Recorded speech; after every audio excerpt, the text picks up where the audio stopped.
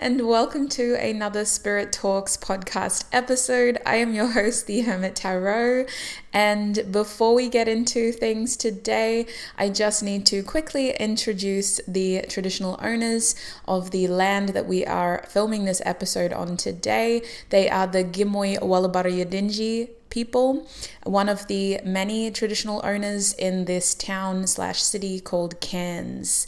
Now, I did introduce myself as the Hermit Tarot, but many people can call me Lorraine. A lot of people call me Lorraine. I don't know though, like I feel like my social circle is small, so probably more people know me as the Hermit Tarot, to be honest with you, but I felt so weird for a second there introducing myself as the Hermit Tarot to you guys, because you guys are what? If you're a Spirit Talks watcher, we get raw and real. We're not the Hermit Tarot in here. There's definitely Lorraine vibes, and that is very much what today's episode is about, you guys. As you can probably tell if you are watching this on YouTube, here I go with my little spiel again. It is also available to listen to on Spotify, Amazon Music, iTunes/Apple Music. Oh my god, it hasn't been called iTunes in ages. Apple Music, Google Podcasts, Deezer, etc. But if you're watching this on YouTube, then you will have noticed that it's a very basic setup, and that is because today's reading is an emergency podcast episode. Today's reading, oh my gosh. Today's podcast is an emergency episode. So what that means is I had some pretty urgent stuff to tell you guys, and I think that today's podcast is going to be especially healing for myself, but I ultimately hope to be able to really connect with you guys and maybe share some things that I've been going through, especially if you have been going through something similar. Oh my gosh, can't speak today. It could be a good opportunity to just do some collective healing and some collective reflections and maybe explain a lot of things. My goal with this podcast was to always be honest, so I had to do this episode, but it does mean that I got to compromise on the video side of things. It's a very basic setup so that I could just get this out to you. Now, let us get into it. Oh my gosh, I'm a little bit nervous to get into this one, you guys, not gonna lie, and my nose is playing up in this room, so I may need to pause things and go and get a tissue, but oh my gosh, this nose, I just randomly got hay fever out of nowhere. Like I can feel my sinuses getting really congested. Okay. Maybe that'll do it. I washed my hair today, and I don't know about you guys, but sometimes when I wash my hair, it throws off my sinuses as well, because I like to put like oils in my hair afterwards. I've only started this recently. It's been part of my self-care because of what I'm talking about today. Oh my gosh, maybe I do just need to wash my face. But yeah, when I wash my hair, sometimes my sinuses start to get really irritated, and that's what's happened here. All right, I'll be back. I gotta sort my nose out, otherwise how am I supposed to talk? Oh my gosh, like I did say that this was gonna be a difficult topic, but I already look and sound like I've been crying, like it wasn't supposed to be that difficult. But anyway, I popped an antihistamine, so it should be good from now on. We'll just see how we go. Little legs down.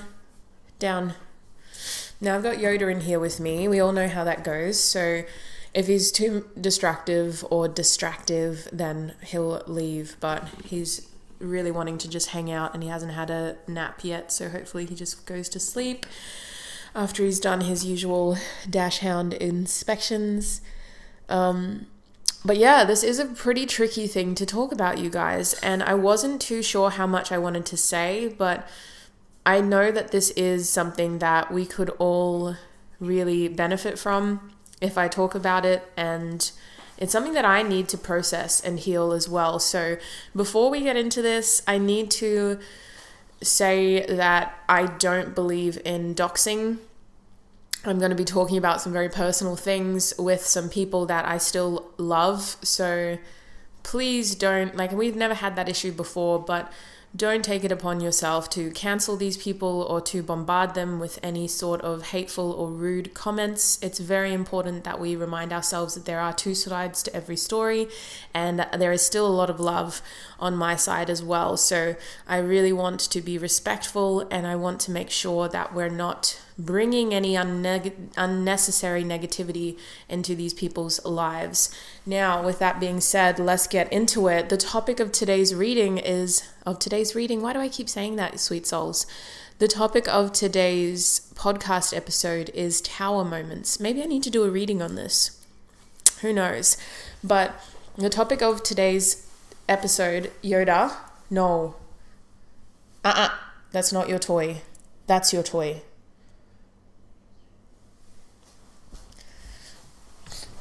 Oh, it's a little bit tricky having a teenage dog in the house, not gonna lie, you guys.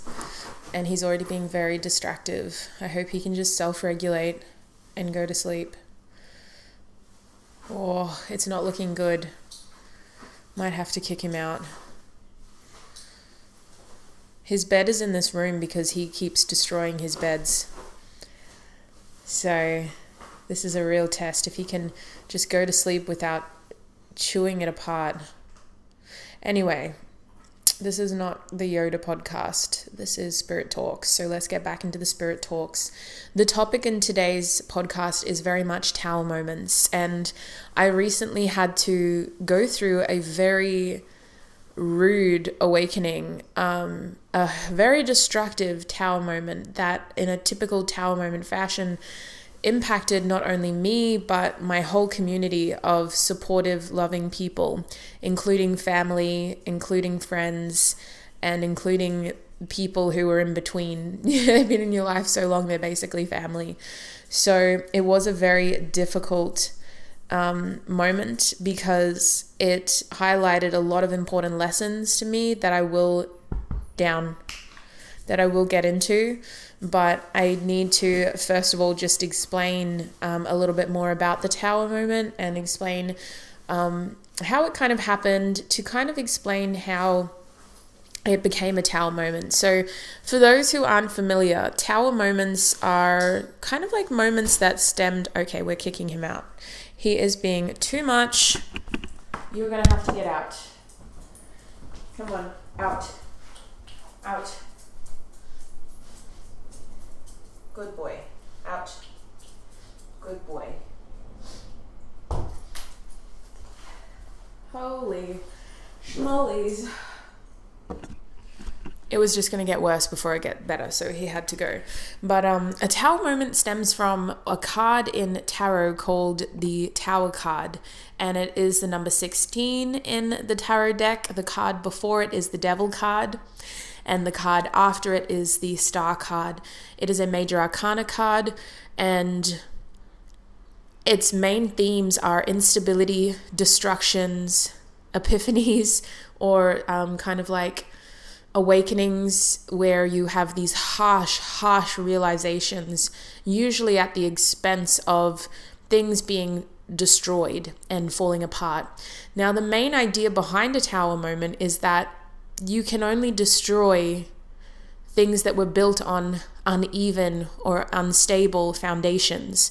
And that's why the Devil card comes before it, because the Devil energy is all about instant gratification, kind of finding the easy ways to do things and expecting these long-term results, and engaging in behavior that can be very sabotaging and harmful and sneaky and manipulative, and kind of doing things that just kind of puts a band-aid over the overall issue and expecting it to heal and move forward. So the tower moment is our chance to be humbled in one way. It's a way for our ego to be reminded that good things aren't easy, and some things do take time, and there isn't always an easy way out. And there's a difference between working smarter, not harder, versus just trying to kind of take too many shortcuts to the point where you're compromising your own integrity. And for me, my Tower moment was very much about not paying attention to the warning signs and expecting unstable issues that I kept ignoring and band-aiding to eventually heal themselves and for it to eventually work out. My Tower moment was very much about me not addressing key issues soon enough, to the point where these issues just got bigger and bigger and bigger. And then ultimately this huge destructive moment happened and a lot of people were hurt. So let us start in basically just talking about how the Tower moment came about. So the day that I'm filming this is Sunday, the 18th of June. My Tower moment was exactly 2 Sundays ago, actually. So not last Sunday, but the Sunday before. And it was between myself and somebody that I really love. And unfortunately, what came out of that Tower moment was that we both had very different expectations around what our relationship was about. This was a family member of mine, and we had this arrangement where we would be helping each other, and one person would really, it was supposed to be mutual. And when we originally spoke about it, it was supposed to be very much, I help you, you help me. And then as time progressed on, I realized that not only did I have a lot of, I had a lot of control over this individual's life, but I also had an immense amount of responsibility over their life. I was responsible for their home, their housing, I was responsible for their income, and I was also responsible in many ways for their well-being because they were a part of my household. And on top of that, I was supposed to be a family member and I was supposed to be a friend. So if you figured out who it is, please, again, no doxing, don't even comment it in the comments, just keep it to yourself. I don't want to incite any more negativity, and I don't want to focus on the negatives either. This is just a chapter in the podcast that I have to address in order to move forward. So the Tower moment was very explosive. I reached a state of frustration and anger and hurt and upset that I haven't experienced since I was a 16-year-old and rebelling against my mother. And that was a very dark time in my life, and I probably haven't cried as much since then either. This Tower moment had me crying for 3 days straight. My eyes were swollen, very much like they are now, or probably worse actually.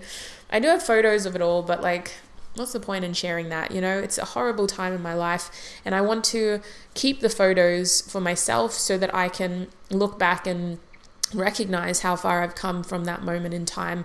As I experience a lot of these bloody pitfalls and setbacks and emotional tribulations, I've realized that the best thing you can do is document those low moments so that when you do experience your highs, like my brother Kyle said, you can go back and read those low moments and recognize how far you've come and truly enjoy the highs. So that's why I took that photo. I'm not going to share it on here because it's not really about that, but the Tower moment was incredibly explosive emotionally, and I had a lot to process at a very short amount of time. In typical Tower moment fashion, it felt incredibly sudden. I felt somewhat blindsided by an element of the information that came through from this loved one. And at the same time, I could kind of see everything falling into place in front of my eyes. And I realized that this situation was a long time in the making, and it could have, would have, should have happened a lot sooner. And that's the thing about a Tower moment. In the moment, it feels like a crisis, but there's also this feeling of hindsight, because Tower moments don't just happen overnight. They are a culmination of many key events being ignored or suppressed or distracting yourself from them to the point where you have to have these mass destructive moments. So one of the key issues in this tower moment that came between myself and this person that was, I thought, a very close person in my life, had to do with something that I think a lot of people argue about: money. And I hate when money comes into relationships and it comes between the values that you should have within that relationship. But I'm using this as an example because this was one of the many little tidbits that I had been receiving many insightful downloads about throughout the journey, and I just sort of glossed over them all and I just sort of ignored them all. So basically, obviously, my financial situation has changed. I'm a homeowner now. I have a lot of bills. I've always had bills though. I've been paying bills since I was like 15 years old, maybe even younger, 14 years old. And I've been paying bills for the household since I was like 10, or at least helping mum pay the bills since I was 10. I didn't have a lot of power then, obviously, but I was helping mum pay the bills since I was 10. And so I have like a really firm concept of budgeting and understanding how to recognize warning signs when you're spending above your expenses. I'm so good at budgeting now that I haven't actually had to use a table in a while. I just intuitively recognize, okay, that's a sign that obviously I'm spending outside of my means. And I set my means very conservatively so that I'm never, ever, touch wood, going to have to live on the streets again or have to struggle like that again. So I'm very, very good at recognizing when things are outside of my means. So when I took in this individual into my household, it was very obvious that my budget had changed immediately. And then I bought this house and my budget had changed again. And I started to recognize that what I was spending was getting dangerously close to my means. And it was very confusing because at the time that you buy a house, you go through so many checks in terms of income, where they make sure that you are able to afford the house that you live in. And I had to go through a ridiculous amount of checks for this house. I don't know what it was. I don't know if it was just because I'm young or because of what I do for work, but I literally had to get my creditor, my mortgage broker, my accountant, and my financial advisor, as well as myself, to say, yes, she can afford this house. We all did our independent checks, and then we all submitted it to the creditor who ultimately financed my loan. And so we had like 5 people, including myself, all say like, she can definitely afford this house. It's still below her means. If the interest rates rise, she can easily afford to meet this amount of percentage increase. And it was, again, a conservative amount because I never like to live close to my means. I always like to operate within a conservative area, especially in this economy, because you just never know. Interest rates rise with mortgages, and that impacts the cost of living. There's been a lot of shortages for basic items like food and bread, like for basic food items like bread and eggs in Australia. And I know that that is a global thing at the moment. We're all feeling it in different ways. Maybe it's fresh produce where you live. Maybe it's a certain type of meat. Maybe it's even flour. Some people are having trouble getting flour down south. So I'm very careful and conservative when it comes to income and what I spend. But for some reason, the numbers just weren't adding up on the other side of things. I was looking at the output and I was going, how is this happening? And so there were red flags within that. And I adjust my spending and I what's the best word for it? Rebudgeted and did all of that, and things still weren't kind of lining up. And I had all these extra little events occur between myself and this loved one that highlighted that money was a key issue that we needed to have a serious conversation about, because it was obvious that it was starting to become obvious from maybe a month before this tower moment that we both had very different expectations around the financial side of our arrangement of helping and supporting each other. And there were a lot of things that went amiss between the two of us. Like, I'm not going to shelf blame or accountability myself, I could have definitely communicated a lot better. But in the heat of buying a house and moving, because by then I was deep, like elbows deep in packing up that whole household, I had shelved the conversation and I didn't communicate everything that I should have. And therefore the towel moment inevitably happened when it did. So that's what I mean when I say that there were plenty of moments along the way where I could have had the opportunity to address these key issues and to uncover ultimately what caused this towel moment before it got as bad. But because I didn't, because I had chosen to distract myself and kind of say to myself, well, this isn't that big of a deal, it's not that bad of an issue, ultimately the towel moment had to happen. So the main reason of this podcast is not to really delve into what had happened to me, but I want to talk about what I experienced in this recent towel moment, because in previous instances in my life, when I've gone through something like this, I haven't had the awareness to be able to understand what I'm going through. I never knew in the past that I was experiencing a towel moment. I just kind of was like, well, this fucking sucks. This is horrible. Why is so much of my life being impacted by this one moment? And that's the thing about towel moments. They don't just impact your finances in my case. They don't just impact that one relationship in my case. This towel moment impacted all of my family members, all of my close friends, because myself and this individual have a very entwined social circle.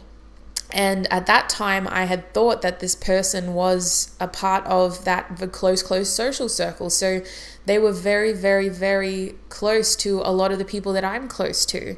And so this towel moment impacted so much, and it was incredibly insightful from a spiritual standpoint to be able to be aware of what I'm going through and to be able to see it all unfold. So that's what I really want to talk about today. I want to talk about what I went through in the early stages of this towel moment, as well as the post-crisis stage, which is where I'm at now. And then I want to talk about what I'm expecting in the aftermath, because the aftermath is that period in which I've dealt with a lot of the healing in terms of from this specific event, but there may be an incident in which similar themes are re-triggered, either through reunion or through needing to have conversations about this issue again in the near future. And for me, this aftermath is going to be an upcoming wedding that I have to attend, in which this individual is going to be there. And so I need to prepare for that, and I need to understand what to expect for that as well. So I want to start with the early stages, because as I mentioned, in previous instances, I was so focused on the hurt and the destruction and the crises that I wasn't able to take a step back and understand what I was going through and to really handle it in the appropriate way. When I've previously experienced towel moments, I've become even more self-destructive, and I had a high tendency to relapse into some really bad habits of like addictive behaviors, and to kind of throw myself into self-sabotaging behaviors in which the towel moment ultimately got worse before it got better. So this time around, I was able to take a step back. I was able to focus on my priorities, and I was able to focus on resolutions and reflect enough to be able to understand what I needed in that moment. And I think that that was the most helpful thing for myself in the early stages. I was able to understand that I needed peace in my home. I needed to feel safe. I needed to ask that individual to leave, and I needed to give myself this physical peace and stability. So I was really ultimately focusing on my root chakra in the early stages. And if you've done work with the chakras, you know that your root chakra is at the base of your spine, and it's the energy point that offers these feelings of security and stability. When you really tap into that energy in a sort of balanced way, you are inviting these energies of stability, security, and ultimately the strong sense of safety within self, so that you can then, from a firm foundation, continue working your way up and get into thriving mode. But at that point, I was very much in crisis mode. So my priority was my peace. My resolution was, I'm going to work on this relationship in the future, but right now I just need to look after myself. I need to focus on my peace, and I need to focus on root chakra activations and on balancing that energy. So in the beginning, I wasn't worried about my routine. I was just listening to my body. What does my body need today? Very much needs based. I wasn't holding myself too accountable when it came to being consistent or trying to get into some sort of routine. It was very much just about, if I'm awake, I'm just listening to what I need in that moment. And if I'm asleep, I'm giving myself rest. And I'm doing my best to not be too forceful or strict because I'm in crisis mode. So here are some of the symptoms that I experienced in those early stages, which I hadn't noticed before. And I think this would be very interesting to do. Continually. If you haven't done it before, I learned a lot about myself in this period of time. And by documenting my symptoms and by understanding how your body copes under this amount of stress and pressure, I was able to actually step back and go God damn, you cannot be feeling guilty or beating yourself up over this any more than necessary, because the physical symptoms are indicating that you're under a lot of stress and a lot of pressure.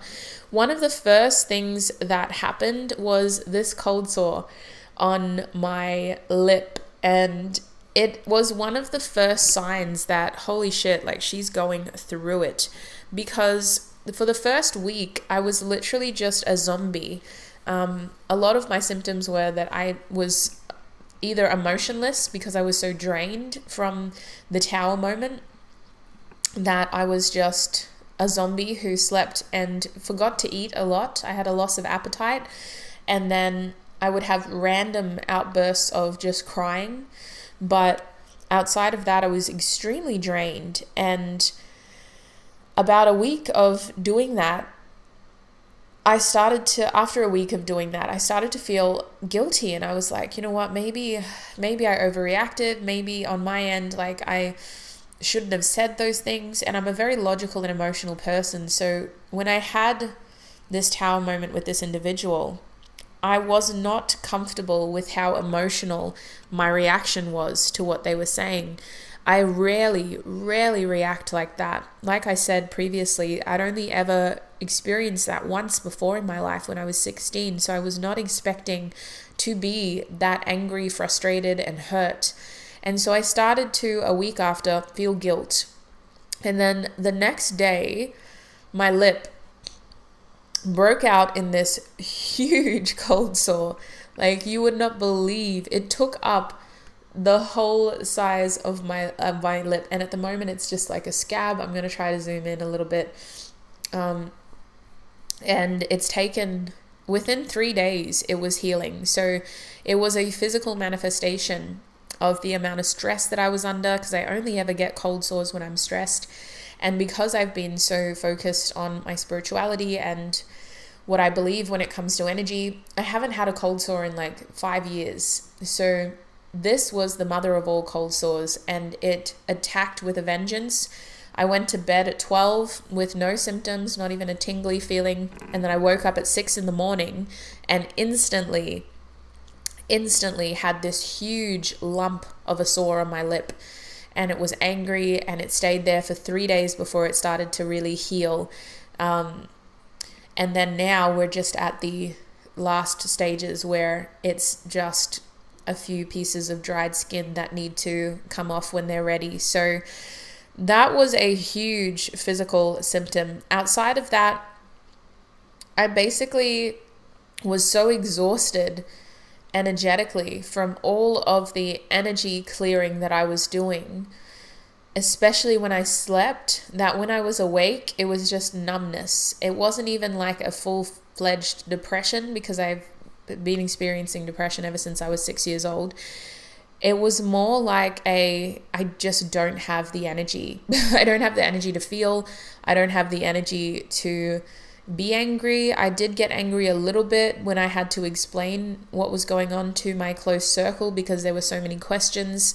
I did get a bit emotional when I had to explain to my close circle what was going on, because it was that empathy for, I'm sorry that I hurt you as well.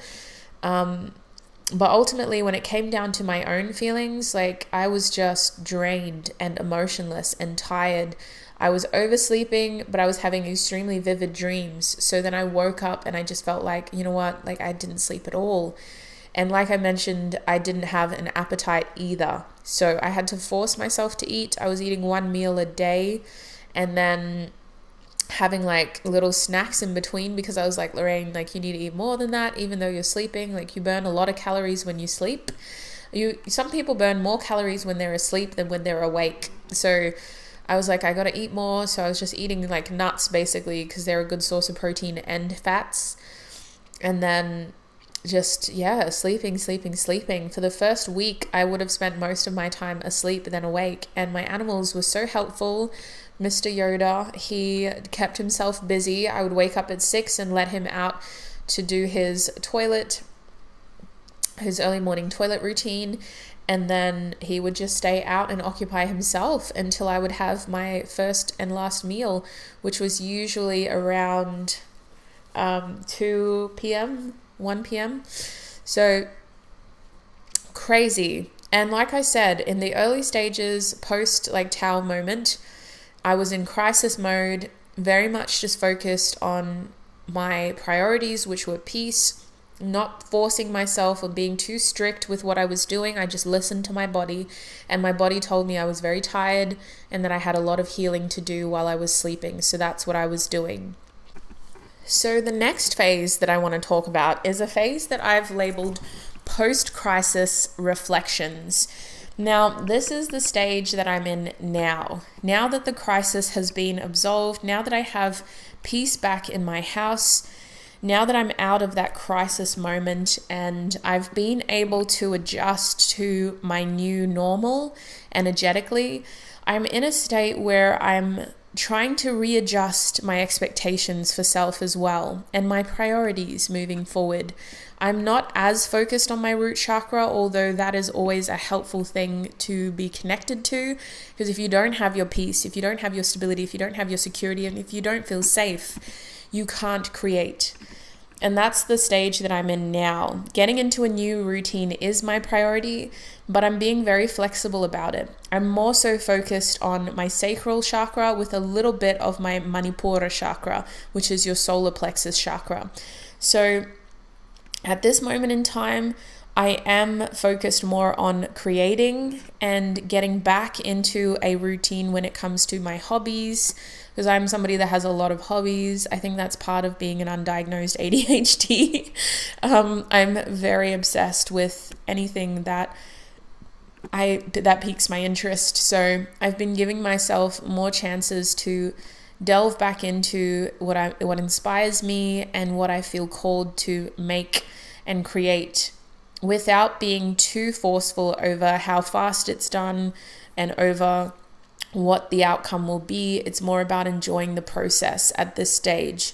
So where I'm at now, I do feel like with this new routine of like making sure that I do have some sort of consistency when it comes to my sleeping, having some sort of consistency when it comes to my eating, and making sure that I'm being consistent with my self-care. Because when I was in crisis mode and in the early stages of this Tao moment, I was not being too strict about my self-care. I went 3 days without brushing my hair because I was just like, it's not a priority. Like, I'm not leaving the house, so why do I need to brush my hair? Why do I need to even brush my teeth? I'm not eating anything. Whereas now I'm like, girl, these things are important. And I've always been somebody that takes pride in my appearance, and I was always taught to take pride in how I look because it's a reflection of how I feel about myself, and I love myself deeply.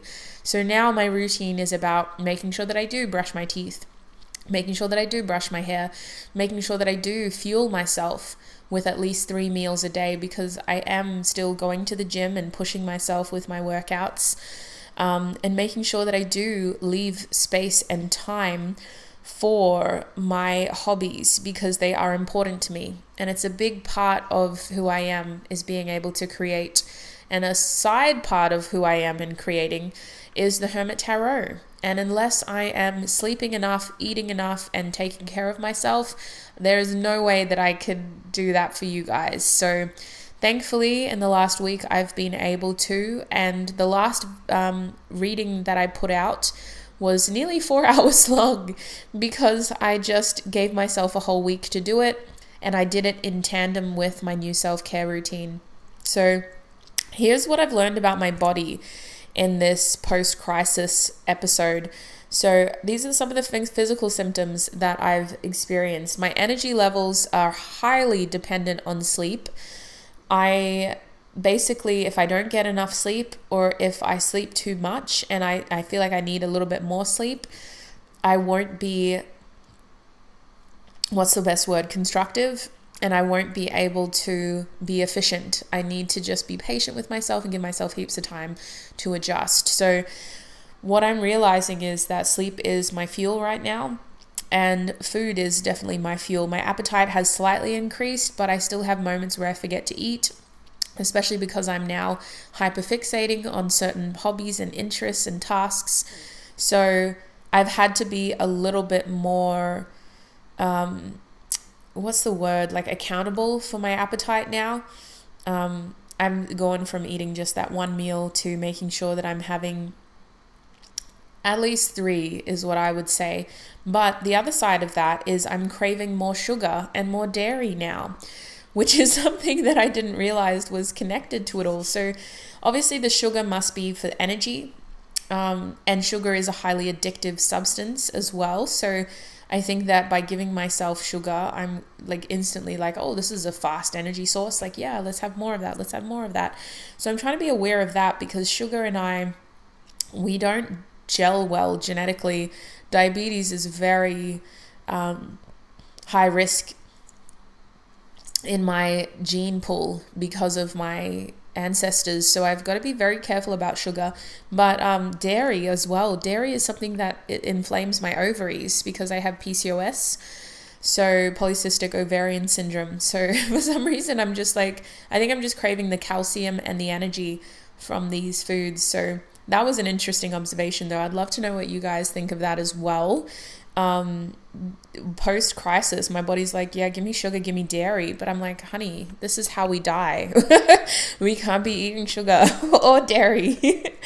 And what I've noticed now that I feel safe, now that I'm working on my security and my stability, and now that I feel more stable and more secure, I have been a little bit more emotional, because I have been able to give myself more space to feel. And what I realized, because had gone through Tower moments previously, I realized that a lot of my emotions are more centered around how I let this happen to myself. In the beginning, in crisis mode, I had a lot of empathy and guilt for the other party. But now in this post-crisis mode, where I'm attempting to create and ultimately thrive again, I'm realizing that a lot of my guilt and empathy is towards self. How did you let this happen to self? How did you put yourself in this situation again? And that is a whole other side of emotional development, because the relationship that I've had with myself has been incredibly strong, especially recently. Like, for those who have been listening to my journey and my podcast for the last 2 years that I've been doing it, I've been really working actively in the last 5 years on having a healthy relationship with self. An emphasis on healthy, because that doesn't necessarily mean always being strict and rigid and accountable.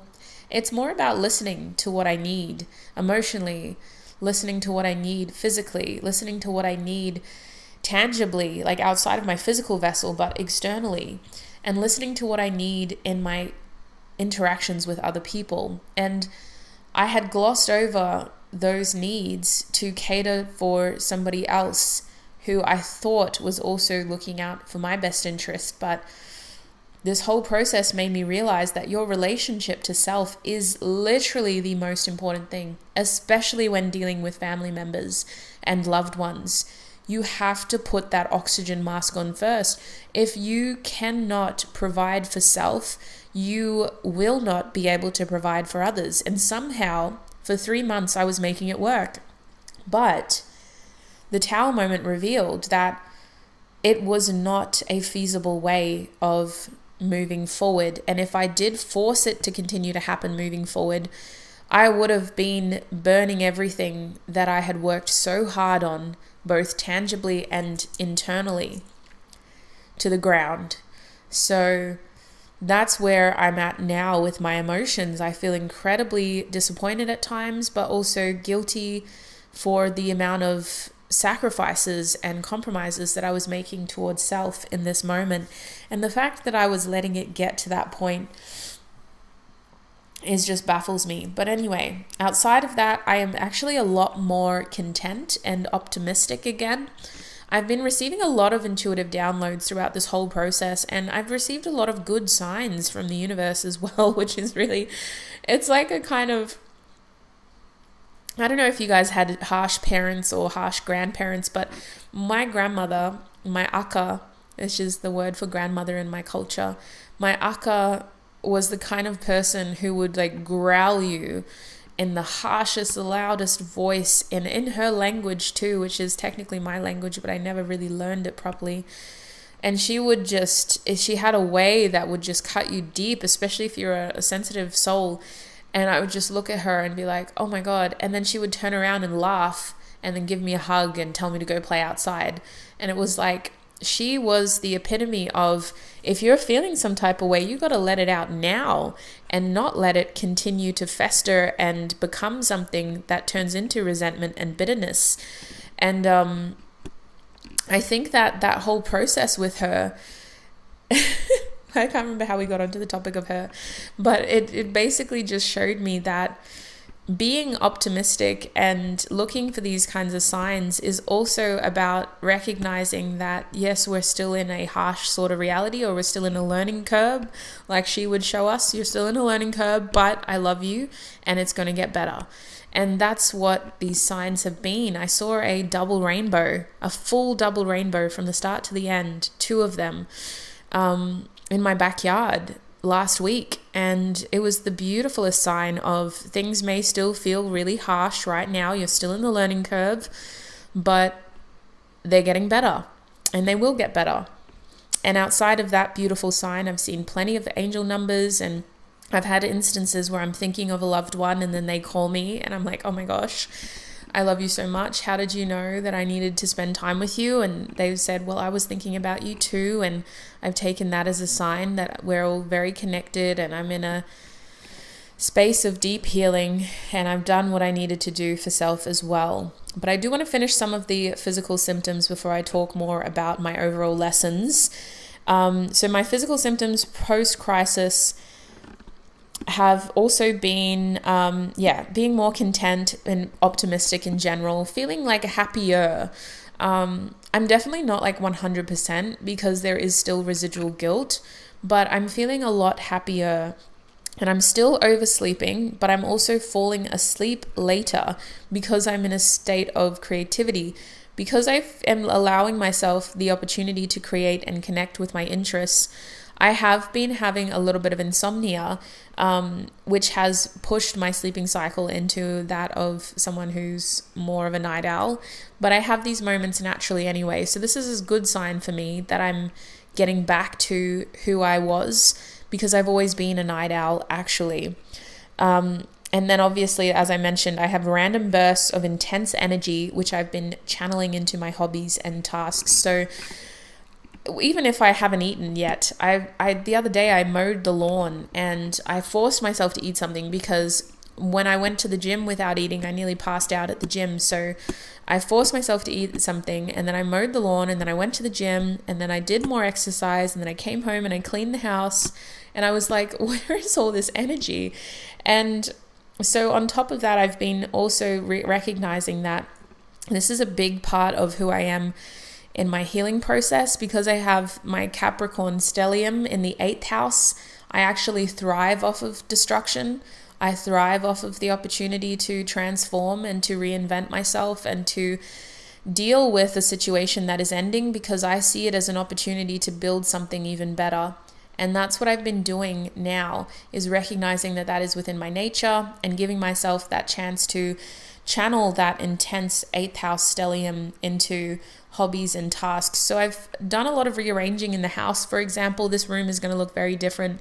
Next podcast episode, we're going to have the black walls that I talked about previously, and some wallpaper will be going up after I paint.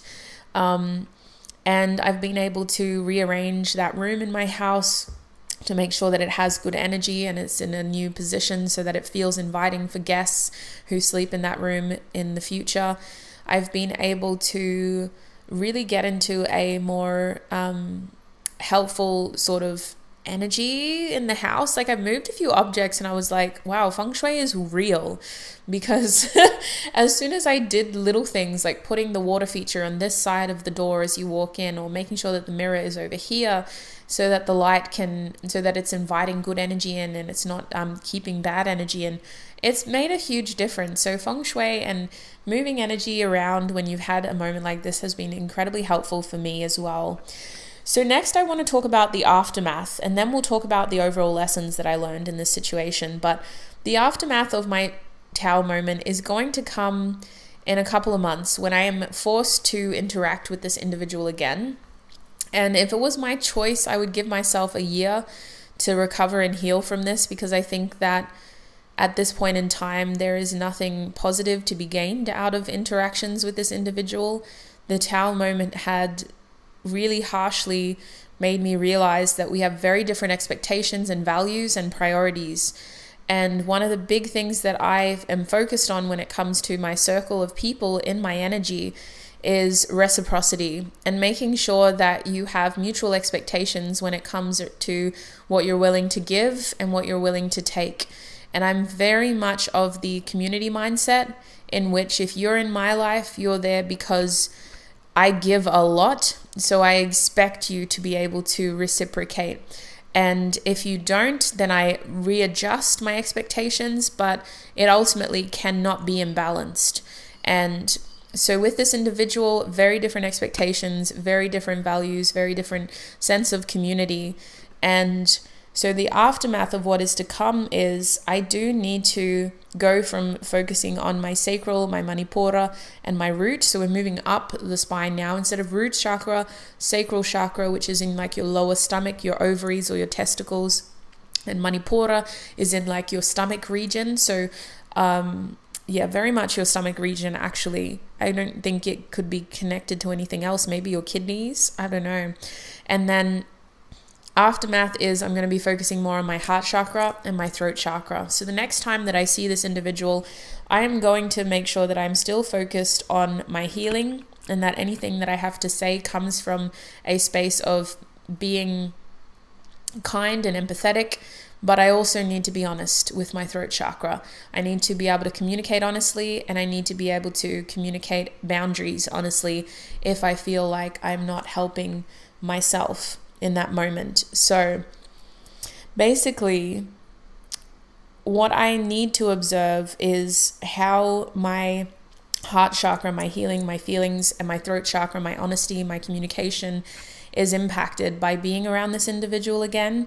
And I also need to be aware of my physical symptoms. So I'm going to be listening to my intuition, and I need to make sure that if it doesn't feel right, I listen, because it probably isn't right, and I give myself the space that I need to better understand how I feel before I choose to communicate. But ultimately, I do need to communicate. So that is what I'm going to be focused on when I need to see this individual again, is just making sure that I'm sitting comfortably and peacefully and restfully and empathetically for myself in my heart chakra and in my throat chakra, so that I can communicate honestly how I feel if needed, but also so I can protect myself and make sure that if this isn't the time and place to have an in-depth conversation, I'm at the very least putting up boundaries to ensure that I'm not feeling unsafe in that moment either. Where are we at for time? Let me check my camera. I might reset my camera and then I will talk about the overall lessons that I experienced in this tower moment. Wow, those antihistamines were amazing. Very, very, very, very grateful. But if you did get a little bit of my snooty and it's snot, I apologize. There was a lot going on for some reason. But anyway, the overall lessons. So what I learned from this recent tower moment is to ultimately trust my intuition. Like, I should not be playing around with my intuition. I have an incredibly strong connection to self. And for some reason, I had gaslit myself and said, this isn't that big of a deal. It's going to get better. You don't have to talk about that. You don't have to address these issues. You don't have to bring out that concern. Just push it down and it'll figure itself out. I literally gaslit myself to the point where this tower moment had happened. But here are some of the other things that I learned as well. I need to stop taking on too much responsibility. I have had this conversation with you guys so many times, and for some reason it just keeps happening. And you know what? Maybe it's in my nature.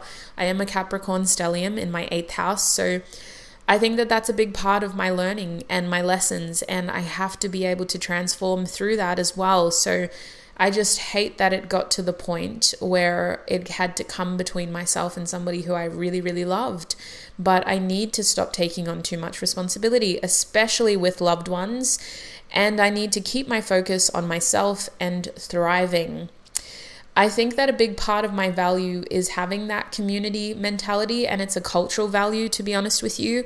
It's a value that is very big in Indigenous communities, especially in Torres Strait culture. That's how I was raised. It takes a village to raise a child, and once that child is raised, they become part of the village, and you support each other, and especially the vulnerable. So it's something that I actually get a lot out of. It's a big part of my sense of connection and community and support.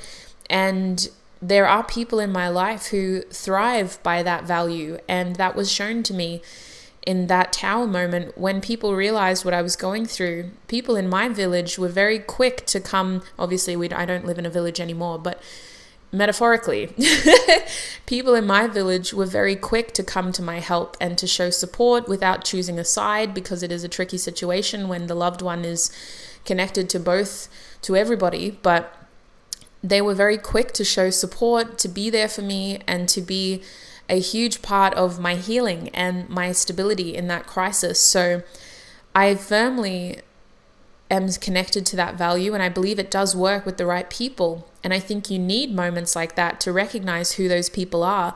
And I'm so grateful. Like, I had a village of people around me to support me throughout that whole moment. I had at least 10 different people in the last 2 weeks check in and support me and make sure that I was eating, and make sure that I was finding reasons to laugh again and smile again, and making sure that I had somebody to talk to. So I'm very, very grateful. But that tower moment also showed me who isn't in my village, and I need to be more aware of that and pulling my energy back from people who don't recognize that value and who can't reciprocate that value either.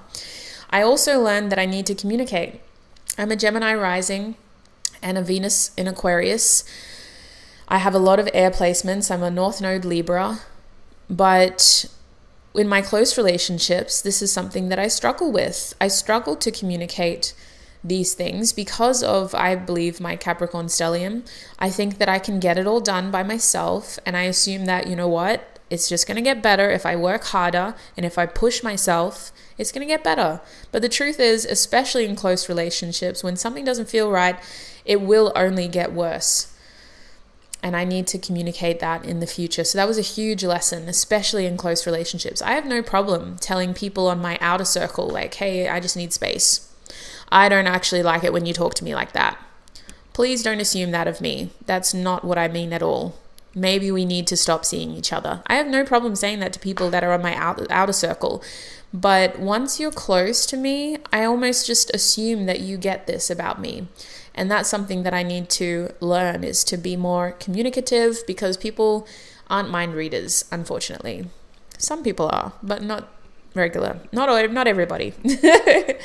And I also need to make sure that I'm always creating space for creating in whatever way I feel called to, because it is important to have outlets. So for me, like, and this doesn't even, if I am neurodivergent, it's more than that. It's the fact that I have a lot of peace and, what's the best word for it? Like, a lot of my vitality, a lot of my purpose comes from what I create. And a lot of my healing process has been about creating. So I think that a big part of what made that Tao moment get to its point of blowing up in the way that I felt incredibly frustrated, and I just reverted back into the 16-year-old hormonal teenager, was because I wasn't giving myself enough time and space to create and to be expressive, unfiltered, expressive. How fitting that I burped when I said expressive. And I think that I've learned that now. I need to make sure that I do that more, and I need to make sure that I always have that chance in the future. In whatever way I feel called to, because it is important to have outlets. It's not about being perfect and producing a high quality canvas art. It's just about giving yourself an outlet to unfilteredly, to express yourself unfilteredly. And the last thing that I really wanted to talk about is, my biggest lesson is that my circle is strong and I value the community of people inside it. That person was not inside my village. They were not in my close circle. They were a part of the extended community, and I've learned that now. It is in my best interest to keep maintaining my amazing circle of loving, supportive, kind, empathetic, and honest people. And I used to do this thing where I would review relationships every 6 months just to see if they were still operating within this village values system, or whether people had started to take advantage of that system. Because when someone isn't pulling their weight, they're reaping all the benefits of having a village of supportive, loving, empathetic, caring people without contributing. And it does show, but sometimes it takes some time. Because when you have key events in which everybody's together, like a birthday or like a celebration, or even if it's a sad thing like a funeral, everybody's so busy just dealing with the event that you don't always notice, well, hey, that person isn't actually pulling their weight. They're not operating off of this mutual system. They're taking advantage of it. So I do think that I may need to go back into that. And I do think that I may need to make sure that I'm being more aware of how much people are taking versus giving. And I need to bring that right into my inner circle, which is something that I never thought I would have to do. So that's been like the biggest lesson for me. I never thought that I would have to do this kind of thing, this kind of relationship evaluating, this kind of protection, and this kind of healing from somebody who was a big part of my healing journey for a majority of my life, and in my very inner circle. So that has been my Tao moment, you guys. I do want to close this reading by asking for some loving support from Spirit through my Rumi Oracle deck. I want to see what Rumi has for us, what advice, what helpful healing messages we can gain. So let me just get my deck ready and we'll pull a card.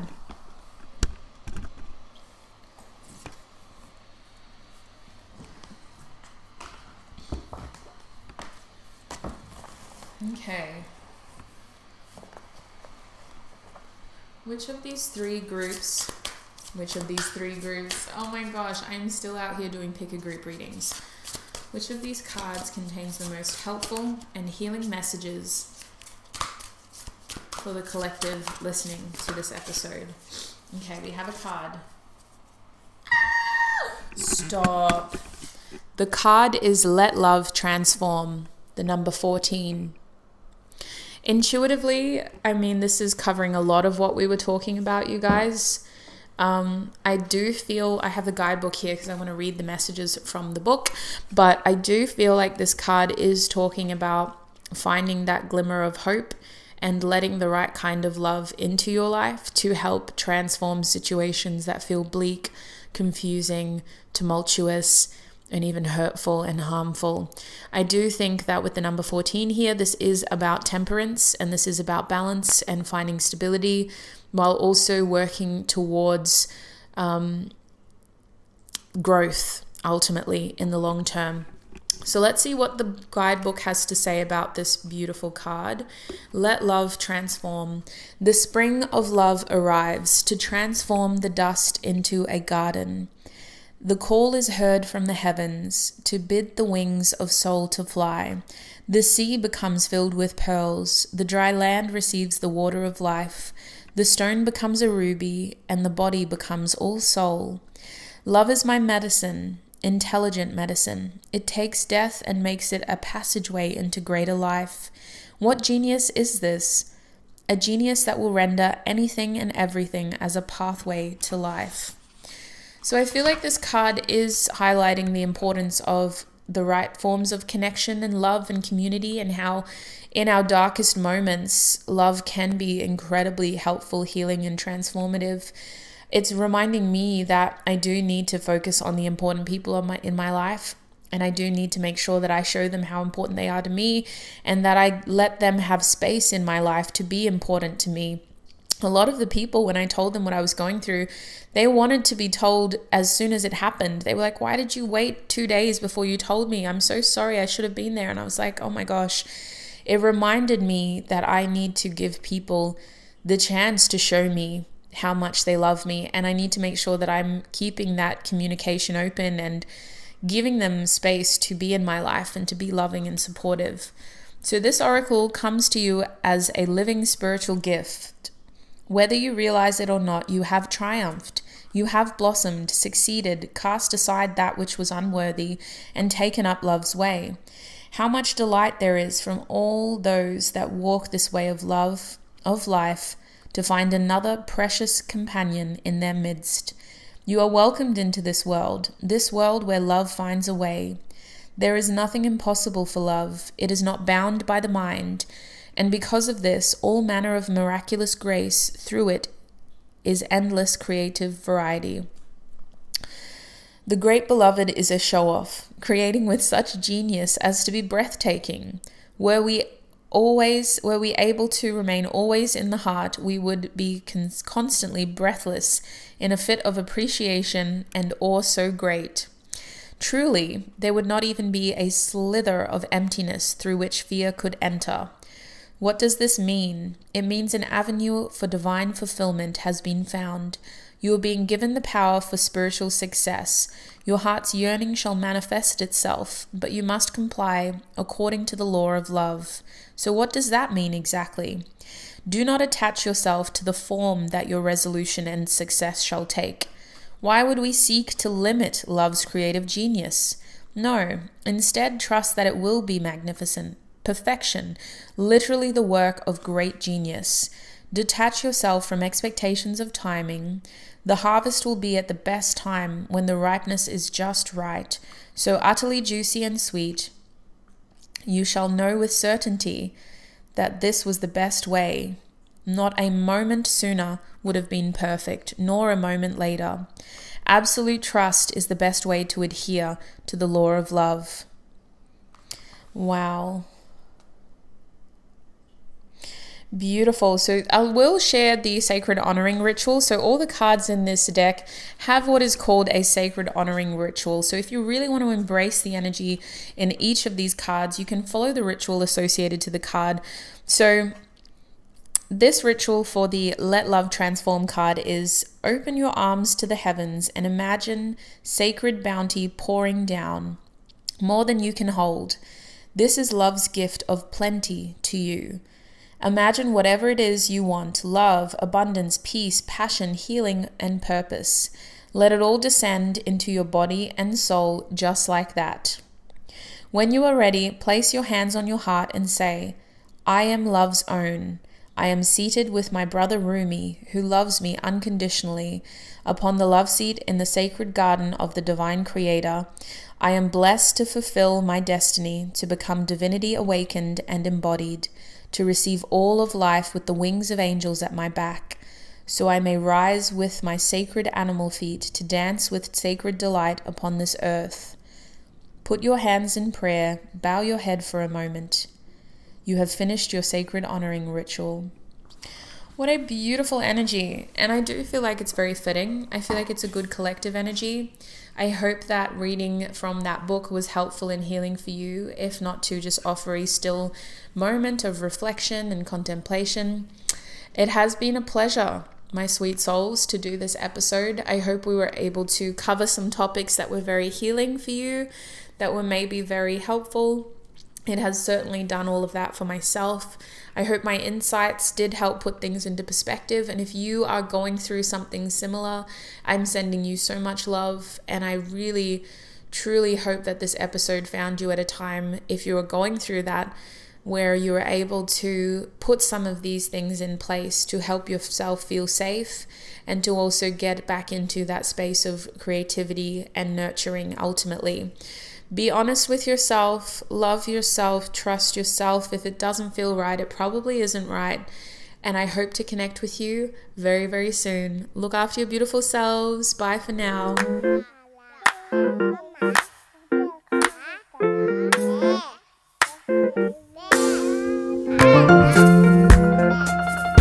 Yeah.